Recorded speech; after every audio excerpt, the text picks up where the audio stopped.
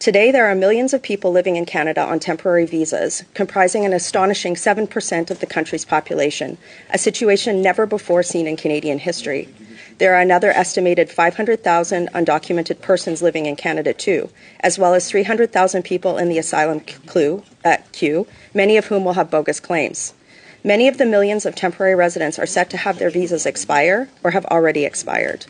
In this context, colleagues, it's not much of a stretch to foresee that Canada's practice of having no restrictions on jus soli citizenship acquisition is likely to be abused by people seeking to stay in the country after their visa expires or after a bogus asylum claim is found to be invalid. This is because while having a child on Canadian soil theoretically grants no immediate stay rights to parents who are temporary residents, in practice, court rulings, a deeply broken asylum system, protracted appeals, and sluggish deportations functionally allow them to remain.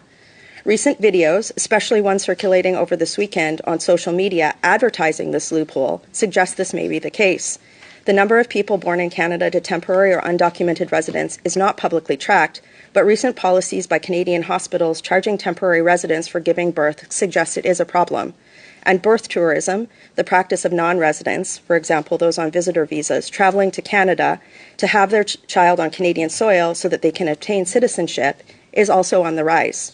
When former Prime Minister Stephen Harper left office in 2015, birth tourism levels were 590% lower than they are today. Birth tourism is now at its highest levels ever, both in terms of absolute levels and percentages.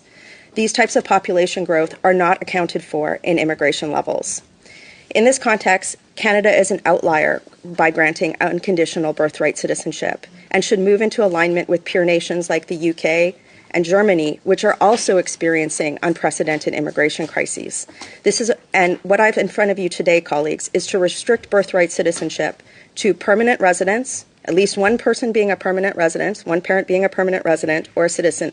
This would align Canada within other peer nations and would somehow, I don't support Bill C-3, but it could restore the value of Canadian citizenship that has been eroded over the last 10 years.